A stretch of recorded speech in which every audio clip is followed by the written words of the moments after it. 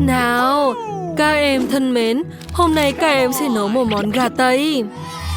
Wow, trông ngon đấy. Hãy bắt đầu thử thách tôi nào. Tớ sẽ không lãng phí thời gian đâu. Hãy xem có thể thực hiện được gì nhá.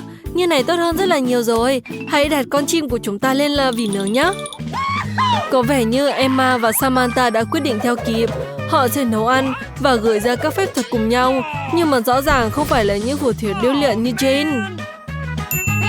Nhưng ở đâu ma thuật không hoạt động, sự khéo léo sẽ luôn giúp ích. Các bạn hãy nhìn kìa, cậu ấy đã làm một cái xiên từ cây đũa thần.